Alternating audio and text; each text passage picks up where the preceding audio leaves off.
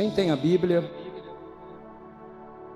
queria convidá-los a pegarem a Bíblia e abrirem no livro de 1 Reis, capítulo de número 13, verso de número 11 em diante. 1 Reis, capítulo 13, verso de número 11 em diante. Os que encontraram, digam amém. O texto diz assim: em Betel morava um profeta já idoso. Seus filhos vieram contar-lhe tudo o que o homem de Deus havia realizado naquele dia em Betel. E compartilharam também as palavras que o homem de Deus havia dito ao rei. Então seu pai lhe indagou em que direção ele seguiu. E os filhos lhe mostraram o caminho que tomara o homem de Deus, que viera de Judá. Solicitou o profeta aos seus filhos: selai o jumento. E eles lhe selaram o jumento, e o seu pai montou. Partiu em busca do homem de Deus, e o encontrou sentado debaixo de um carvalho. Aproximou-se e perguntou-lhe: és tu o homem de Deus vindo de Judá? E ele respondeu: sim. E em seguida o profeta o convidou: vem comigo à minha casa para comer alguma coisa. Mas o homem de Deus recusou, explicando: não posso voltar contigo, nem entrar em tua casa. Tampouco poderei comer pão, nem beber água contigo neste lugar, porque assim me foi ordenado pela palavra do Senhor. Ali não comas pão, nem bebas água, tampouco retornes pelo caminho por onde vieste. Contudo, o homem idoso lhe respondeu: eu também sou profeta, como tu, e um anjo me falou por ordem do Senhor: fazei-o voltar comigo à tua casa, para que coma pão e beba água. Todavia, o velho profeta não estava dizendo a verdade. Fecha os teus olhos. Te louvamos, Senhor. Te adoramos e glorificamos por ter a liberdade nessa noite de ler a tua palavra e de saber que por intermédio dela o Senhor pode falar aos nossos corações. Amém. Queridos, eu queria que vocês voltassem a atenção de vocês para aquilo que Deus quer falar conosco aqui nessa noite. Eu sempre tenho dito para os irmãos que a oportunidade que Deus nos dá de estar em sua casa é uma oportunidade que também reflete uma possibilidade de mudança para a nossa vida. Eu reconheço que o desejo de mudar, o desejo de ser diferente, o desejo de alcançar uma transformação, é um desejo que permeia o coração de todos nós. A escolha de vir à igreja é uma manifestação desse desejo. A gente sabe que Deus ele tem poder de transformar a nossa vida. Por alguma razão a gente chega a algumas conclusões no viver que nos confere a compreensão de que a nossa vida não vai tão bem e que ela pode melhorar, ela pode ser melhor. O detalhe é que às vezes nós não sabemos como fazer isso.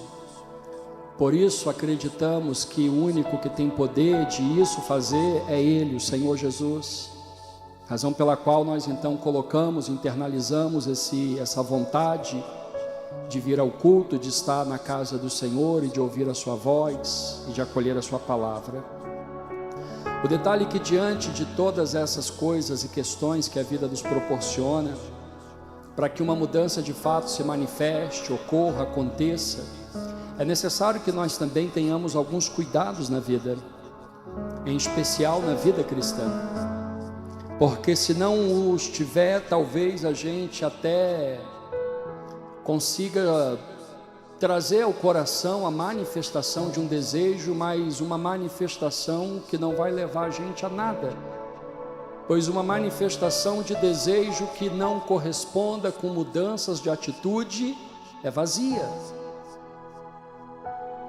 Alguém já dizia aí fora que de boas intenções o inferno está cheio. O que significa dizer que não adianta você desejar alguma coisa se você não acolher mudança para a sua vida, se você não transformar suas atitudes, se você não passar a colocar em xeque as decisões que você toma, com quem você anda, que tipo de voz você escuta. E eu leio um texto com vocês que reflete um pouco disso. E esse fato ocorre entre alguém que é muito homem de Deus. Ele é tão homem de Deus que ele não recebe nome no texto. Ele é chamado de homem de Deus. Não se sabe se é o José, se o nome dele é Paulo, não. Ele é conhecido como homem de Deus. Ele vem de uma cidade em que a identidade dele é tida como homem de Deus. Então, ou seja, esse é o cara perfeito. Ele é o homem de Deus. Mas mesmo homens de Deus, se não vigiar, podem serem mal influenciados. E aqui já começa o grande ponto para quem deseja uma vida diferente. Você tem que fugir das más influências. Você tem que fugir das más influências. Deixa de ser bobo com esse pensamento de que você é crente, mas não tem problema ficar andando com quem faz coisas erradas. Que você é um cristão, mas não tem problema ficar sentado do lado de quem só vive sem temor a Deus, pecando. Se você quer mudança para a sua vida, comece a selecionar suas amizades, comece a selecionar o seu meio social, comece a selecionar com quem você senta, com quem você anda. A Bíblia diz que o homem de Deus, o cara que aqui pela identidade exposta, trazida ao texto, nós o reputaríamos como cara perfeito, o homem de Deus. A Bíblia diz que esse homem de Deus vem de Judá, e ele tem uma missão. Qual é a missão? Entregar uma profecia para o rei Jeroboão. O rei Jeroboão tem um grave problema. Qual é o grave problema do rei Jeroboão? Idolatria. A idolatria do rei Jeroboão faz com que ele levante altares para servir deuses estranhos, ao invés de servir o Deus verdadeiro, Deus de Israel. Aqui a gente já tira uma primeira lição para a nossa vida. Todo homem, toda mulher que tem ídolo no coração, peca contra Deus. Pastor Romerito, que tipo de ídolo as pessoas carregam no coração? Diversos. Alguns carregam ídolos de imagem que elas adoram, outros carregam ídolos de personalidades que eles quase cultuam. Posso dizer para vocês, sem medo de errar, que entre os cristãos tem quem tem ídolo no futebol. Você vai dizer que isso não ocorre? Posso dizer que entre os cristãos tem gente que tem ídolo no mundo gospel. Esse é meu ídolo, porque a música ele se apaixonou, porque o futebol ele se apaixonou. Não importa onde está o teu ídolo. Talvez para alguém que segue imagens, o ídolo está lá, feito de barro, feito de gesso, pendurado no madeiro. Mas para quem é cristão, às vezes o ídolo está no futebol, está no time. O ídolo está no cantor, o ídolo está talvez até no pregador. Aquele é o meu ídolo. Que ídolo? Na vida cristã não tem ídolo. O único que deve receber louvor e adoração é Deus. E a Bíblia diz então que Jeroboão levanta altares, porque ele tem muitos ídolos. Então Deus envia o homem de Deus, o profeta, para poder dizer para ele que Deus iria acabar com o reino de Jeroboão e não ia sobrar nada, por conta do pecado de Jeroboão. Então o profeta entrega o recado, e assim que entrega o recado, Jeroboão fica nervosíssimo e manda prender o homem de Deus, o profeta que veio de Judá. E quando esse profeta, o profeta menor que veio de Judá, ele é tido como alguém que estava, vamos dizer ali, exprimindo uma ameaça ao reino de Jeroboão. E Jeroboão disse: prendam ele. O próprio Jeroboão tentou segurá-lo, e a Bíblia diz que quando ele botou a mão no homem de Deus, a mão dele pedrificou, e ele não conseguiu mais abaixar a mão, e a mão ficou presa, e as duas mãos ficaram travadas. E ele começou a pedir: pelo amor de Deus, a minha mão. E todo mundo ficou em pânico, vendo Jeroboão com as mãos agarradas, igual um caranguejo com duas puãs presas. E ele para um lado e para o outro travado, ele percebendo que aquilo era algo sobrenatural, ele se curva diante do homem de Deus e diz: pelo amor de Deus, ore por mim, para que os meus braços, minha mão volte no lugar. E quando o homem de Deus orou, os braços voltou no lugar. E Jeroboão disse: realmente o Deus que você serve é maior do que os ídolos que eu estou adorando. A Bíblia diz que o profeta acabou de entregar o recado. Jeroboão virou para ele e disse: por favor, vamos para o palácio. Eu quero te botar um banquete para você comer, para que você beba, para que você possa desfrutar. E o homem de Deus virou para o rei Jeroboão e disse assim: ainda que tu me desse a metade do teu reino, eu não iria contigo para o teu palácio, porque o meu Deus disse que era para mim vir entregar a mensagem, não comer nada na cidade, não beber nada na cidade e não ficar na casa de ninguém da cidade. Então eu terminei meu recado, eu vou embora.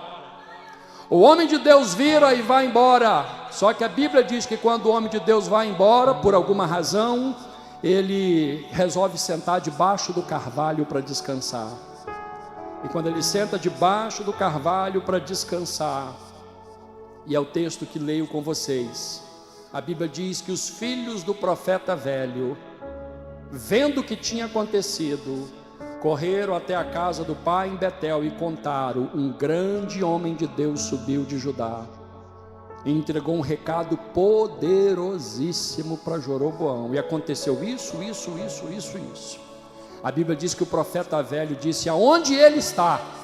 E os filhos disseram: pegou o caminho que vai para Judá. E a Bíblia diz então que o profeta velho pediu que preparasse a jumenta, subiu nela e foi atrás do profeta novo, o homem de Deus, que estava debaixo do carvalho. Deixa eu falar uma segunda coisa para você, principalmente para você que faz a obra de Deus: cuidado com o tempo do descanso. Cuidado. O tempo do descanso pode ser o momento que o diabo precisa para armar cilada para a tua vida. Às vezes nós dissemos: mas eu estou na caminhada, eu estou evangelizando, eu estou pregando, eu estou fazendo a obra, eu preciso descansar um pouco. Tem gente que sentou para descansar, ele queria descansar uma semana, ele está descansando há 7 anos. Cuidado com o tempo do descanso. Não adianta fazer de qualquer jeito, fadigado, sem azeite, sem óleo e sem Deus, porque Deus também não recebe assim. Mas cuidado com o tempo do descanso, porque é na hora do descanso que as armadilhas vêm.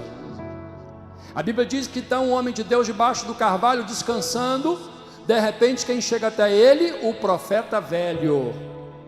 E o profeta velho chega até ele, pergunta para ele: é você o homem de Deus que veio de Judá? E ele: sim, sou eu. Ele: pois bem, eu sou fulano de tal, sou profeta também e vivo aqui em Betel. Que bom poder te ver. Queria te fazer um convite. Vamos comigo à minha casa, para que possamos sentar, conversar um pouco, te servir um pão e te dar um pouco de água. O profeta novo que veio de Judá, o homem de Deus, virou para o profeta velho e disse assim: eu não posso.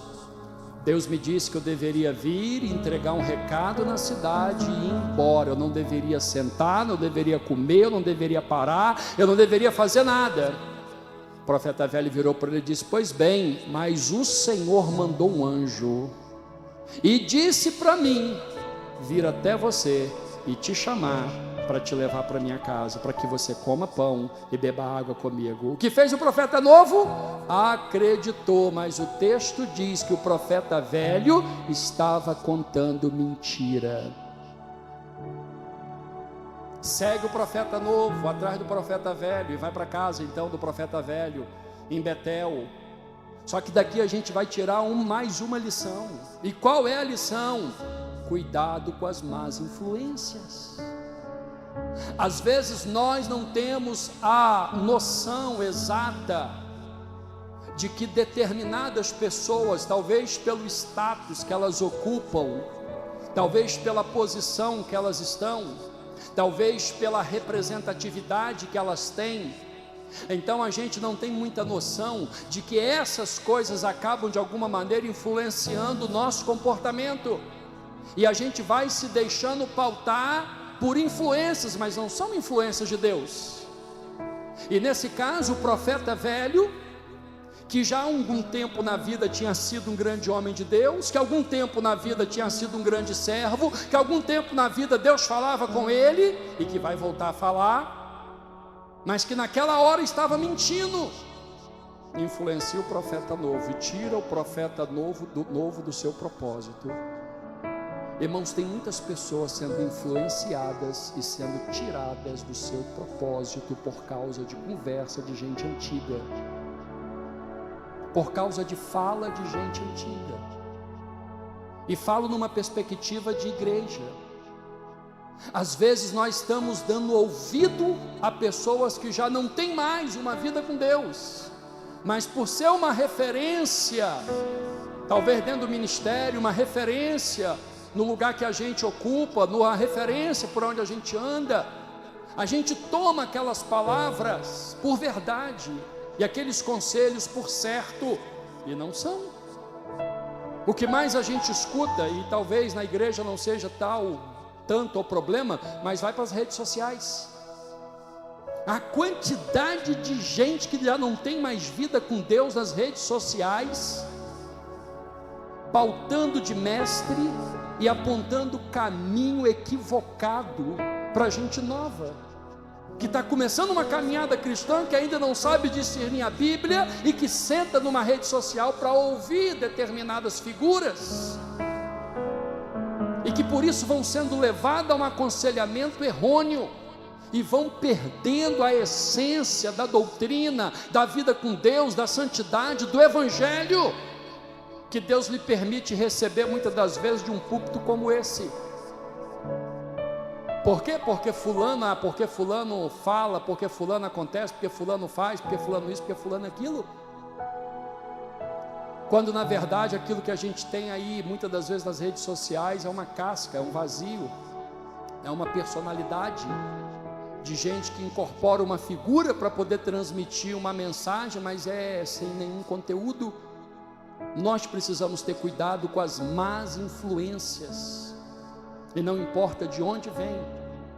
A Bíblia diz que dentro desse cenário, o profeta novo segue o profeta velho e vai para sua casa, e a palavra vai dizer então que eles sentam na mesa, e ali vem o pão, e ali vem a água, e eles começam a conversar, e o profeta novo começa a comer, e de repente Deus toma o profeta velho, o profeta que Deus já não falava mais com ele.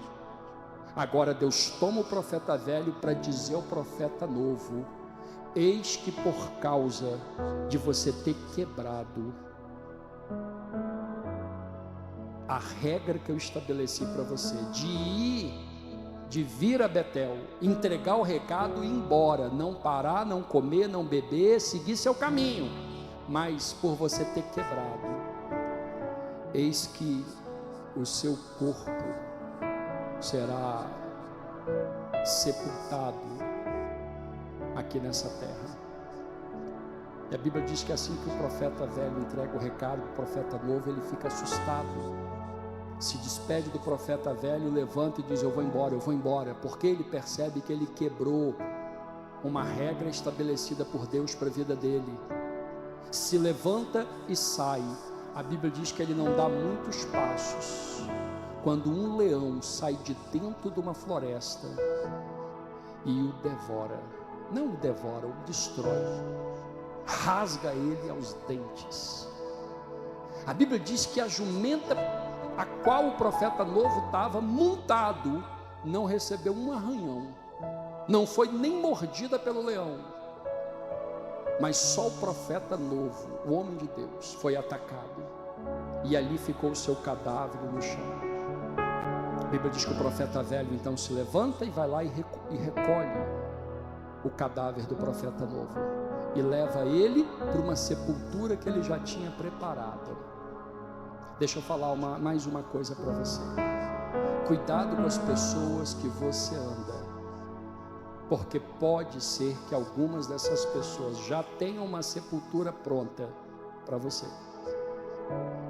Vigia por onde você anda, por onde você passa. Mas é amigo, cuidado, Deus está falando para alguém aqui. Deus sabe quem é que você considera amizade e tem deixado te influenciar. Só que hoje Deus te trouxe aqui para que você ouça. Ele é o Deus que tem uma palavra para a sua vida. Ele é o Deus que tem uma palavra direcionada para você. Eu vou falar mais. Esse vídeo vai rodar dentro dos presídios de um projeto que está acontecendo no estado do Espírito Santo. E para você que me ouve dentro da cadeia, cuidado com as amizades que você caminha, porque foi por elas que você veio parar dentro dessa unidade. Se deixar de ouvir a voz do Senhor, sua situação só vai piorar. Por quê? Porque Deus está dizendo, foi eu que te chamei, eu não tenho dúvida, dentro da cadeia, a maioria é escolhido de Deus, mas não ouve a voz do Senhor. Aqui na igreja onde eu estou pregando, a maioria é escolhido de Deus, mas não ouve a voz do Senhor. Quantas vezes nós deixamos de ouvir o conselho que o Senhor entrega através do pastor, para poder ouvir as vozes que falam conosco do lado de fora. A Bíblia diz que então o cadáver do profeta foi levado para o sepulcro que já estava preparado pelo profeta velho. O que a gente observa nesse contexto? A má influência levou esse jovem profeta a se perder. Mas eu disse que para mudança de vida é preciso alguns cuidados. A má influência é uma, mas tem outro que nós precisamos de ter, um outro cuidado que nós precisamos ter, que é com as crises. E aí eu vou citar um outro profeta. A Bíblia vai nos dizer no livro de 1 Reis, capítulo 19, verso 5. 1 Reis, capítulo 19, verso 5. Está escrito assim, ó: deitou-se e dormiu debaixo de um zimbro, e eis que um anjo tocou nele e lhe disse: levanta-te e coma. Elias olhou e viu, perto de sua cabeça, um pão assado sobre as pedras em brasa e uma jarra de água. Comeu, bebeu e tornou a dormir. Quem é o profeta Elias? O profeta Elias é um dos maiores profetas do seu tempo. Um homem extremamente preparado, um homem aguerrido, um homem com uma intimidade incrível com Deus, um homem que alguns episódios anteriores ao texto que eu estou lendo com você, estava no Monte Carmelo, desafiando 450 profetas de Baal e mais 400 de Azira, 850 profetas contra um, e a Bíblia diz que Elias vence todos eles. E o desafio é simples, a mesma coisa, o povo na idolatria, dando as costas para Deus, Elias advertindo o povo, se volte para o Senhor.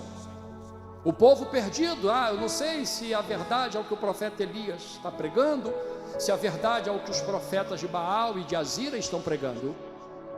Elias virou para eles e disse: então tudo bem, vamos fazer um desafio. Mandou o recado para Acabe: leve os seus profetas para o Monte Carmelo e nos encontraremos lá. Invocaremos o nome do Senhor e saberemos quem é Deus de verdade. Chegaram no monte. A Bíblia diz que Elias então vai e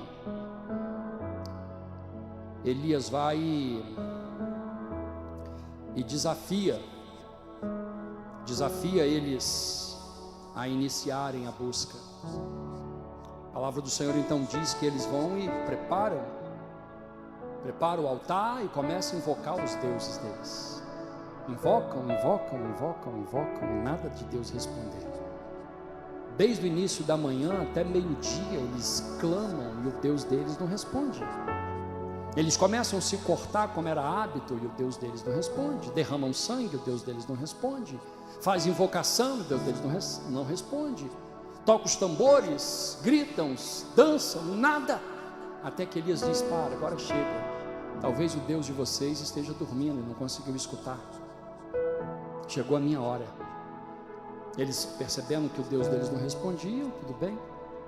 A palavra vai dizer então que Elias inicia consertando o altar e tirando tudo que era imundo sobre aquele altar. Então Deus já nos dá aqui mais uma lição: não tem mudança se não houver conserto do altar. Não tem mudança se não houver arrependimento dos erros. Não tem mudança se não formos capazes de confessar aonde queremos a transformação. Às vezes dissemos: vamos à igreja porque eu quero ser um novo homem, uma nova mulher. Deus tem poder para fazer? Tem. Mas por que você vem e vai e nada muda? Aí na sua cabeça fica confusão: meu Deus, eu vou na igreja e saio, vou e volto, mas nada acontece, eu continuo sofrendo. Porque não basta você fazer o movimento geográfico de vir e de voltar, você tem que vir e se arrepender. Uma vez que a palavra está sendo pregada, você tem que se arrepender. E como, pastor, que eu me arrependo? A partir da hora que você descobre a verdade em detrimento das mentiras que você vivia. Pastor, eu estava enganado, eu estava vivendo de um jeito que todo mundo na sociedade vive. Ótimo, mas agora você está esclarecido, porque a palavra da verdade chegou aos teus ouvidos. O que eu faço? Se arrepende do que estava fazendo errado. Senhor, eu quero mudança, eu me arrependo dos erros que eu estava cometendo. Pois se não for assim, você vai continuar vindo e voltando, e não vai ver mudança, e vai questionar: mas cadê Deus? Deus está aqui, entre nós, permitindo que você receba essa palavra, para que você leve ela como uma reflexão para dentro de você. Então Elias começa por onde? Por onde tem que começar. E onde é? Consertando o altar. Elias não começa pedindo fogo, Elias começa limpando a sujeira. Não adianta dizer: eu quero que Deus me abençoe, eu quero que Deus desça, eu quero que Deus faça. Não, muda a sua dicção, muda a sua forma de falar. Eu quero que Deus arranque a sujeira, eu quero que Deus tira a podridão, eu quero que Deus me limpa, eu quero que Deus me conserta, eu quero que Deus me alinha. Aí vai mudar. Mas se você olha: não, mas é porque tem alguns erros que são erros de estimação, você vai com eles para a perdição. Só tem uma forma de Deus agir: arrependimento. Arrependimento. E o arrependimento vem por onde? O arrependimento veio pela conscientização do que você está fazendo de errado. A palavra em Romanos capítulo 12, 2 diz o quê? Não vos conformeis com as coisas dessa vida, mas transformai pela renovação do vosso entendimento, para que experimenteis qual seja a boa, perfeita e agradável vontade do Senhor para a sua vida. O processo não é complexo, é simples. É ouvir a palavra e dizer: a palavra está com a verdade e eu estou com erro. Não, mas eu estou certo. A Bíblia disse: seja em todo tempo Deus verdadeiro e o homem o quê? Mentiroso. Você nunca vai estar com a verdade quando Deus está mostrando para você que você está com erro. Então você tem que admitir: eu estou com erro, eu quero mudança. A Bíblia diz que Elias começa limpando o altar e vai tirando toda a imundície de cima daquele altar. Assim que ele limpa tudo, a Bíblia diz então que ele vai e coloca 12 pedras. Por que 12 pedras? Porque as 12 pedras representavam as 12 tribos de Israel. Então isso reflete a memória. Você tem que saber de onde você está vindo, qual é o Deus que você vai clamar. Por que nós também, quando oramos, dizemos ao Deus de Abraão, ao Deus de Jacó, ao Deus de Israel e ao Deus de Isaac e ao Deus de Jacó? porque nós fazemos referência qual Deus que nós estamos clamando, o Deus que se manifestou mediante a fé que Abraão teve perante ele. Então agora Elias prepara, coloca 12 pedras para trazer a memória de quem? A memória do povo que estava lá na idolatria. Aquele povo que estava na idolatria sabia de onde eles tinham vindo? Sabia, mas tinha esquecido. Sabia que eles eram descendentes de Jacó, mas tinham esquecido. Então Elias coloca as 12 pedras. Às vezes nós precisamos lembrar de onde o Senhor nos tirou, de onde o Senhor nos trouxe, do que Ele fez lá atrás para que hoje a gente chegasse aqui.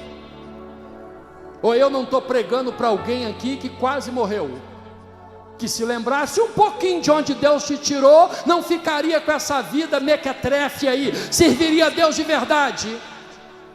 Deus livrou, Deus guardou, Deus protegeu, Deus blindou. Ai, Senhor, fez um monte de voto. Aí quando tudo passou, ai, cansei, ai, estou devagar. Você sabe de onde Deus te tirou para você estar desse jeito? Você sabe de onde Ele te livrou para você estar desse jeito? Às vezes nós temos que ser lembrado, porque se não for lembrado parece que nada aconteceu. A Bíblia diz então que Ele estabelece, põe as 12 pedras, e a partir dali ele começa a invocar a memória do povo de Israel. E em seguida então ele vai para o sobrenatural, o desafio. Ele manda encher as talhas de água e derrama água sobre tudo que estava sobre aquele altar.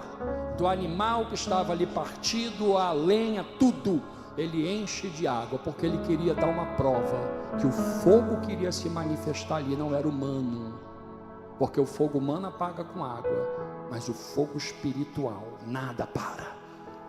A Bíblia diz que ele prepara o altar, e quando ele prepara o altar, ele apenas diz assim: ó Deus de Abraão, de Isaac e de Jacó, eu te clamo aqui nessa hora, mostre para esse povo que tu és Deus. E assim quando ele fala, a Bíblia diz que desce uma língua de fogo no céu, lambe aquele altar e coloca fogo em tudo, e o povo olha com os olhos arregalados, em pânico, porque estão vendo Deus verdadeiro que responde com fogo.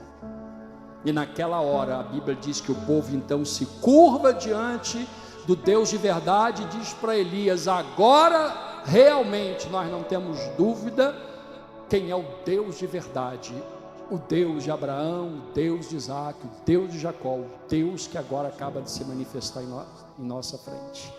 E ele se curva ao Senhor, e naquela hora Elias manda pegar os profetas de Baal, e eles são destruídos à beira do rio. O que isso significa para a gente? Não há outro Deus. Você pode às vezes querer buscar resolver seus problemas, as suas dificuldades de várias formas, mas só tem um caminho que pode te dar alegria, felicidade e contentamento no viver. Que caminho é esse? O caminho de Jesus Cristo. Nenhum outro é capaz. A Bíblia diz que esse Elias, com esse poderio, com essa autoridade toda, agora recebe uma ameaça. Porque a Bíblia diz que a esposa do rei Acabe, Jezabel, vira e diz assim para o mensageiro: vai lá e avise ao profeta Elias, que se amanhã, a essa mesma hora, eu não fizer com ele o que ele fez com os meus profetas, que os deuses possam me punir. A Bíblia diz que essa ameaça, quando chegou em Elias, desestabilizou Elias emocionalmente, e abriu no coração dele uma crise. O primeiro cuidado que eu disse, cuidado com as más influências. Agora o segundo, cuidado com as crises que a vida prepara para você. Não tem como nos livrar de crise na vida, mas não precisamos sucumbir a elas. A Bíblia diz que esse profeta que venceu 850 profetas de Baal e Azira, ele agora deixa o coração dele ser atingido por uma ameaça. E com essa ameaça, o que entra no seu coração? O medo. O medo. Agora eu vou fazer uma pergunta para você. aonde ele deveria ter mais medo? Diante de 850 homens invocando seus deuses, ou diante de uma mulher fazendo ameaça através de um recado? Ou seja, pensando de modo racional, era mais fácil ele se amedrontar diante dos 850 profetas de Baal e Azira, quando lá ele teve coragem e firmeza. Por quê? Porque ele estava preparado. Só que agora que a ameaça chega, a ameaça vai chegar no momento que ele está com a guarda baixa, e quando a ameaça e o recado chega, aquilo atinge o coração dele, e o medo toma ele, e toda pessoa que deixa o medo te dominar, será destruída. Se o medo te domina, ele te destrói, te paralisa, te vence. É por isso que na Bíblia Sagrada o Senhor nos ensina a não temer as coisas desse mundo, mas temer a quem? A Deus. Teme, pois, a Deus. Não tema os homens, não tema os problemas, não tema as doenças, não tema as dificuldades. A Bíblia diz que uma crise se instaura no coração de Elias, e por causa dessa crise ele começa a desenvolver agora várias outras crises. Entre elas, ele começa a ter uma sensação, vamos dizer assim, vou chamar de depressão. Ele começa a querer se isolar. Ele chama um homem que caminha, o rapaz que caminha com ele, ele dispensa aquele rapaz, aquele moço, e ele começa a querer ficar sozinho, se isolar, até que ele procura o pé de zimbro, e vai para debaixo do pé de zimbro, e ele pede a morte. O profeta Elias pedindo a morte. É razoável? Não, não é. E por que ele está nessa situação? Porque ele não está sabendo administrar um momento de crise. Quantas pessoas que têm parado por causa de crises? Crise na família, crise no relacionamento, crise financeira, crise com os filhos. Você precisa ter sabedoria para administrar o momento das suas crises, para que elas não venham sucumbir, se sobrepor a você e te destruir. Porque na hora que Elias deixa a crise entrar, o medo se instaura, e o medo se instaurando, ele começa a ter a sensação de que ele não vai conseguir sair daquela situação. E aquilo acaba revelando outros problemas. Por exemplo, ele começa a reclamar com Deus. E ele vai dizer o que para Deus? Ele vai dizer para Deus que ele está passando por uma fase que dentro de um contexto era como se aquilo fosse injusto. Senhor, não é possível, eu estou passando por essa situação, sendo que só eu fiquei para poder pregar a tua palavra, anunciar a tua mensagem, dizer às pessoas o quanto que devem se curvar diante de ti, só eu fiquei. Aí o que Deus vai dizer para ele? Só você, Elias? Eu tenho mais 7.000 homens que não se dobraram diante de Baal e que também continuam me servindo com fidelidade. O que isso demonstra? Que Elias tinha uma sensação de ser o único. E nós precisamos entender que no reino de Deus nós não somos o único em nada. Deus, ele tem os seus meios. Você pode olhar e dizer, mas eu estou fazendo coisas extraordinárias, glória a Deus por isso. Mas entenda, Deus tem gente que faz tão bem quanto você, ou até melhor do que você. Não pense que você é o único que faz as coisas como está na sua cabeça, que você não é. Ele tem os dele. E Elias naquela hora dá uma demonstração de que há uma outra crise no seu coração. Ou seja, de se achar o único, como se diz aí fora, a última Coca-Cola. E não é assim no reino de Deus. E quando ele reclama e diz que ele está vivendo um sentimento difícil e que portanto ele quer a morte, o Senhor aparece para ele e questiona: porventura é razoável o que você está pedindo? Para morrer? Faz sentido esse tipo de pedido na sua boca? Irmãos, tem hora que a gente vai sendo levado pela crise e que a partir dali a gente começa a ter reações que até mesmo nós duvidamos, por conta do momento que estamos atravessando, a desestabilidade que estamos vivendo. E aquele homem de fé, aquela mulher de fé, de repente a gente procura e não existe mais. Por quê? Porque a gente está se sentindo no buraco, no chão, e talvez com o sentimento de Elias: eu preferia morrer. Só que como morrer se Deus ainda não terminou a obra? Então a Bíblia diz que o Senhor vai para Elias e diz assim: não, o que eu tenho com você ainda não está completo. O que eu tenho com você ainda não chegou ao fim. O que é isso, pastor? Você pode pensar que já fez o suficiente. Deus diz: não, ainda tem algo para você fazer. E aí o que faz o Senhor? Dá pão para ele. A Bíblia diz que o anjo acorda ele, do lado dele tem um pão assado na brasa e uma jarra de água fresca. E o Senhor diz para ele: coma do pão, beba da água. E a Bíblia diz então que ele come do pão e bebe da água, mas ao invés de se levantar e andar, ele volta a dormir. O pão representa a palavra, a água representa o Espírito. Você quer ter uma vida saudável com Deus, você tem que se encher da palavra e tem que buscar o Espírito Santo. Se você não se enche da palavra, não busca o Espírito Santo, você vai continuar vazio, querendo a morte. A Bíblia diz que agora ele come, bebe, mas por que não levanta? Porque aí tem um outro problema. O problema da habitualidade. Tem momentos que a gente resolve querer ser fraco, a gente já tem alguma força para resistir, mas a gente baixa a guarda. Não, eu estou fraquinho. De vez em quando eu brinco com a minha esposa: eu estou fraquinho. Aí ela fala comigo assim: vem cá que eu vou te dar uma vitamina. Então assim, na verdade é apenas uma forma de brincar, de querer ser acolhido. E na vida espiritual, às vezes tem isso. A gente às vezes quer se fazer de fraco em algo que já deveria estar sendo resistente. Não tem tempo para brincar. Quando nós estamos para sair de crise, não tem tempo para brincar. Ou você mergulha de verdade e busque o que Deus está te dando, ou você não vai sair. Pastor, dá para brincar em alguns momentos? Se você estiver muito bem espiritualmente, em alguns momentos dá até para fazer uma brincadeira ou outra, mas cuidado, porque no momento de crise não brinque, pois você pode morrer.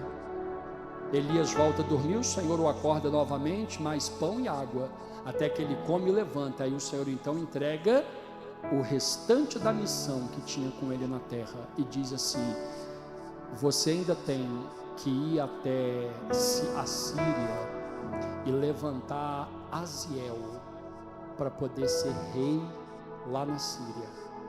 Você vai ungir Aziel, vai preparar ele, vai botar ele sobre o reinado da Síria. Depois você vai até Judá e você vai levantar Jeú para ele voltar e ser rei em Judá. E levante ele para reinar naquele lugar. E depois que você terminar, você vai pelo campo e você vai encontrar um homem atrás da 12ª junta de boi. O nome dele é Eliseu. Você vai chamar ele, vai jogar a capa no ombro dele e ele vai largar a pecuária, a agricultura, e ele vai te seguir, porque eu vou preparar ele para te substituir. Então deixa eu dizer uma coisa para você: quando é que Deus vai terminar alguma coisa com você? Quando Ele preparar alguém para botar no seu lugar. Se Ele não preparou ninguém para botar no seu lugar, é porque Ele ainda não terminou o que tem que fazer contigo. A Bíblia diz então que quando Elias vai então na Síria, prepara Aziel, vai ajudar, prepara Jeú, e assim que ele está passando, encontra Eliseu atrás da 12ª junta de boi. Aqui tem uma coisa interessante: Eliseu está atrás da 12ª junta de boi. O que é mais fácil ver, os bois ou Eliseu? Os bois é mais fácil. Só que quando Deus chama, ninguém vai poder atrapalhar. Às vezes as pessoas dizem assim: não, mas é porque o pastor não me vê, eu estou na igreja mas ninguém me vê, eu estou aqui mas ninguém me vê. Ei, quem tem que te ver é Deus, e quando Ele te vê, pode ter 12 boi na sua frente, que Ele te pega lá de trás e te coloca. A Bíblia diz então que assim que o Senhor o chama, joga a capa sobre ele, e ele aceita o chamado, mata os bois, quebra os carros, prepara o churrasco, distribui a carne para todo mundo, e a partir dali segue Elias. E a Bíblia diz que seguindo Elias, os profetas que tinham na região diziam: está sabendo o que o Senhor falou? Que vai tomar o teu Senhor num redemoinho? E Eliseu dizia: fique quieto, porque eu já sei de tudo. Eliseu tinha a vida com Deus, e o Deus que falava com os profetas da escola de profetas que existia, também falava com Eliseu. E a Bíblia diz que assim ia acontecendo, eles iam falando, Eliseu ia dizendo, e até que chegou um determinado momento que Elias falou assim para Eliseu: fique aqui até que eu vá a tal lugar, e depois eu volto e te busco. Mas Eliseu dizia: viva o Senhor teu Deus, aonde tu fores, irei eu. Chegava em outro lugar, eles diziam, Elias dizia para Eliseu: olha, agora você aguarda aqui, porque eu vou resolver mais uma situação e depois eu te busco. Eliseu dizia: olha, viva o Senhor teu Deus, meu Senhor, mas aonde tu fores, irei eu. E em todo o tempo Eliseu estava caminhando com Elias. Ou seja, Eliseu tinha uma referência. Você precisa saber escolher suas referências, saber com quem você caminha, com quem você anda. Até que chegou num determinado momento, Elias disse para Eliseu: olha, tudo bem, pede o que você quer. Ele poderia pedir ouro, prata, ele poderia pedir o que quisesse, mas o que ele resolveu pedir? Eu quero a porção dobrada do Espírito de Deus que está sobre você. Elias disse para ele: coisa dura você pediu, mas se me veres quando for tomado, te será feito o que está pedindo. Então Eliseu teve que redobrar o que é a vigilância. Ele agora andava assim, esperando ver o que vai acontecer, até que num determinado momento o Senhor se manifesta, e diz a Bíblia que num redemoinho de fogo, numa carruagem de fogo, o Senhor desce e toma Elias, e Eliseu assiste ele subindo num redemoinho de fogo, e a capa de Elias cai, e Eliseu pega aquela capa e olha para aquela capa, e ele agora vai tirar a prova se Deus deu o que ele pediu. E diz a Bíblia que ele vai até o rio e toca. Quando ele toca com a capa no rio, o rio se abre em duas partes e ele atravessa seco.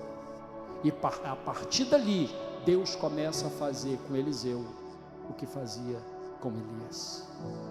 Ou seja, um momento de crise, quase que Elias sucumbe, mas o Senhor o visitou, o restaurou com pão e com água, e o colocou diante de uma nova caminhada, para que ele cumprisse o propósito. Eu estou pregando para a gente aqui que está em crise de fé, desanimado, sem esperança, achando que para você acabou.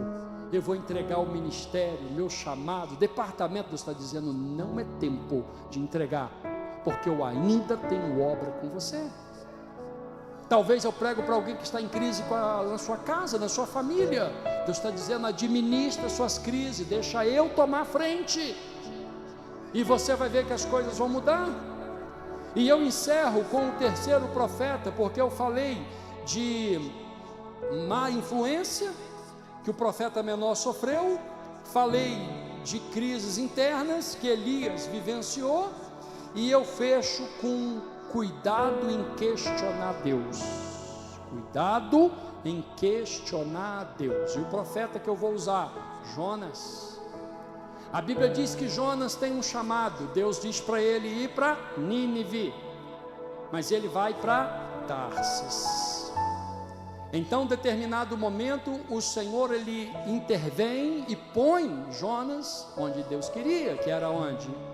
Em Nínive. O que significa dizer que quando Deus determina, você pode querer fugir, que Ele vai te trazer, ainda que seja na boca de um grande peixe. Falando na boca de um grande peixe, recentemente uma baleia jubarte engoliu um cara com um caiaque, vocês viram? Mas como ele talvez não tinha um chamado específico, ela cuspiu. Você não tem chamado específico. Estou atrás de alguém que está lá no Ministério Atos. Deixa pular no mar aqui que eu vou abocanhar. Aí o Senhor tem o seu jeito e levou o cara para Nínive, na boca de um grande peixe, para ele cumprir o propósito. E Deus cumpriu o propósito, fez o que tinha que fazer. Mas o que aconteceu com o profeta Jonas? Ficou de birra, porque ele queria que Deus matasse todo mundo. Só que quando ele deu a palavra de arrependimento, o povo se arrependeu. E quando o povo se arrependeu, Deus então poupou o povo para trazer o perdão e a mudança. E a Bíblia diz então que ele sobe para uma montanha e começa a reclamar. Jonas capítulo 4, verso 9. O texto vai nos dizer assim, ó. Vamos pegar o verso 8. Logo que apareceu o sol, Deus trouxe um vento oriental muito quente e seco, e o sol fustigou a cabeça de Jonas, ao ponto de ele quase perder os sentidos, e por isso ele desejou morrer, e exclamou: para mim seria melhor morrer do que continuar vivendo. Verso 9, contudo Deus o questionou a Jonas outra vez: tens algum motivo para estares tão furioso por causa da planta? Ao que replicou Jonas: sim, tenho, e estou irado ao ponto de preferir a morte. Entretanto, o Senhor ponderou-lhe: ora, Jonas, tens compaixão dessa planta, embora não tenhas cuidado dela, não a fizeste crescer, nem a podaste, ela simplesmente nasceu numa noite, e na outra noite morreu. Por outro lado, Nínive tem mais de 120 mil seres humanos, que não sabe nem discernir entre a mão direita e a esquerda, tampouco entre o bem e o mal, além de muitos animais inocentes. Não haveria eu de ter compaixão dessa grande cidade? Porque Jonas queria que Deus os matasse, e Deus os perdoou. E aí ele ficou irado, ficou bravo, subiu para o monte, começou a reclamar. Aí num determinado dia nasceu uma baboreira, uma planta, um arbusto, e aquela baboreira fez sombra sobre Jonas, e ele ficou feliz da vida. E ele olhou para a baboreira e ficou encantado porque ela fez sombra para ele. Mas veio um mosquito, picou a baboreira e botou uma larva nela, e ela morreu. No dia seguinte, quando ele olhou a baboreira, ela seca, morta, ele ficou irado. Por que o Senhor fez isso? Por que o Senhor matou a baboreira? Aí Deus perguntou para ele: tem alguma razoabilidade na sua ira pela morte da baboreira? Tem sim, essa pequena planta inocente, o Senhor deixou ela morrer, o Senhor matou ela, só para poder me fustigar. Aí o Senhor disse para ele: vem cá, você plantou essa baboreira? Não. Você regou essa baboreira? Não. Você cultivou essa baboreira? Não. Podou? Não. Um dia ela nasceu, no outro morreu, e você está aí todo estressadinho, morrendo de raiva e questionando um monte de coisa. Eu não teria o mesmo direito de proteger aquele povo que eu criei. Pecaram, mas se arrependendo, se converteram, buscaram a minha face, e eu dei o perdão, e você quer que eu mato eles? Aí que ele botou a mão na consciência e parou de questionar a Deus. Terceira lição: pare de questionar a Deus. Mas porque eu estou passando por luta? Não é porque eu estou passando por prova? Não é porque Deus não me responde? Não é porque Deus não entra na causa? Ei, Deus tem seu tempo para agir, Deus tem sua hora para tratar, Deus tem seu momento para intervir. O que você está passando hoje, agora, é o que você precisa. Pastor, não fala assim que eu vou sair daqui com raiva. Mas é o que você precisa. Para quê? Para que Deus aquebrante o teu coração e leve você ao nível da consciência, até que você entenda do que Ele tem com você. Porque se hoje Ele te entregar as promessas, você estraga todas elas, porque não está preparado para receber. Mas na hora que Ele moldar você, que Ele forjar você, que Ele preparar você, aí Ele vai poder entregar tudo que Ele prometeu para você, que você vai estar pronto para receber. Recebe essa palavra, ela vem de Deus para o teu coração. Cuide-se para não andar nas más influências. Cuide-se para não se perder num tempo de crise. E cuide-se para não viver questionando a Deus, porque Ele é Senhor e você é servo, e Ele sabe o que é melhor para a tua vida.